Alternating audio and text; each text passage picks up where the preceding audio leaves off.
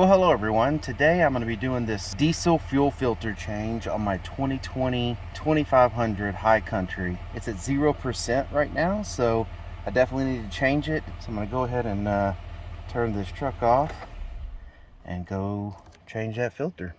So to do this job, you're going to need of course, a new fuel filter with the gaskets that's designed for your truck. I'll put a link to this down in the description of the video. And then you also need either a 36mm socket or a 1 7/16 socket. So if you want to go standard or metric, either way, either 36 or 1 7/16, and then of course a ratchet to use with the socket. You also need a good sized container to capture the fuel as you're taking the fuel filter off. Let's go ahead and get that filter taken off. All right, so as you can see, this is the fuel filter, the diesel fuel filter. It's located right in front of the gas tank. So if you're looking under the truck, you'll see the gas tank along the bottom of the truck, and right in front of it you're going to see this housing, which is your diesel fuel filter. So I put me a little container down here to capture the fuel. So when you're loosening this with the wrench, you know, it's pretty tight because I've never taken this one off before, so you have to lug it a little bit to get it off, and then you can just turn it by hand. So now that I'm turning it by hand, I'm just gonna pull it off and set it down into the container. All right, so you can see here's the fuel filter that I took off. It's got the original filter in there and the original gaskets. So this filter is just pushed in on the inside of there. There's like a little tab there that the bottom of this filter needs to go onto, and then it just pushes in. Then you also have this gasket here that goes around the cap.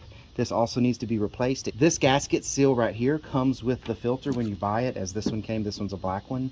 So we have to take this seal out of here, this O-ring, and we have to put it around this. Some people say dip it in some fuel just to give it lubrication, which is fine. I mean, you should have excess fuel laying around. Put it around the cap and make sure that it seats inside of this little groove here. So now you have this seal around the cap, and we're going to go ahead and put the filter on. This filter just needs to be open.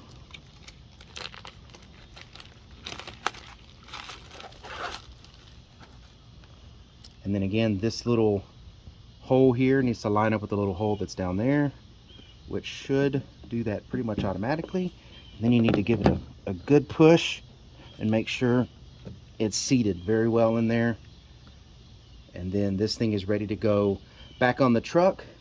After you replace this small little gasket on the truck, you'll see this underneath the truck, which I'll show you now. If you look right here, there is this blue little gasket. This gasket has to come off and a new gasket has to be put in its place. Mine came with a black gasket, and you just got to make sure it is seated. You might want to get some fuel and put some lube on it, but that's it. Now the filter is ready to be screwed back on. All right, so now I've got the fuel filter. Slide it back in, and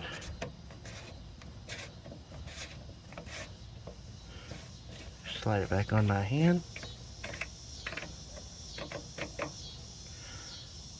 All right, and then I'm going to get the ratchet now and put it all the way back on. Don't super tighten this thing down, but you do have to tighten it up at least to where it's hitting that O-ring gasket up there, which means you need to thread it all the way on. Just don't lug it down too tight. It is just a plastic housing, and you don't want to strip the plastic or crack it. All right, so I've tightened this down with the ratchet, and I wanted to give you a quick little tip on this.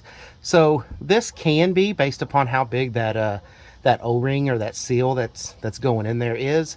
This can feel like it's really tight and it not be on all the way. So if you look at this cap and you kind of run your finger along it like this, you're going to come to this little edge here where the tip of my finger is, and that is where the flat part of this cap touches the flat part of the housing above it. Run your finger there and make sure that you've at least don't have a gap anymore there. If you're thinking you're done and you're like, man, I don't want to over tighten this, but you put your finger up here and there's still a few millimeters or a noticeable gap in between those two pieces of plastic, it's not on all the way.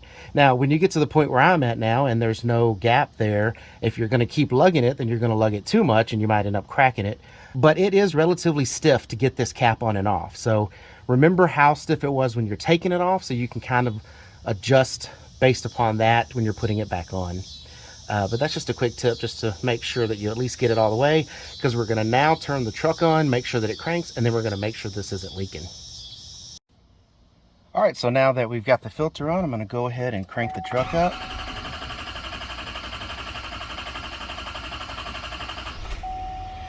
So the truck's going to take a little while to crank, and that's just because it has to repressurize that bowl, get fuel back in there, so that way you can actually crank the truck. And as the truck is running, it is filling that bowl up with diesel fuel. And let's look at this change filter. We're going to go away from that, and now we are going to find that fuel filter. There it is. So to reset it, you just press the button on the steering wheel. Are you sure you want to reset? We go to yes, click yes. It's not going to reset right now, but we're going to go ahead and kill the truck. Okay, and now we should be able to re-crank the truck up. All right, and there you go. Fuel filter is at 100%.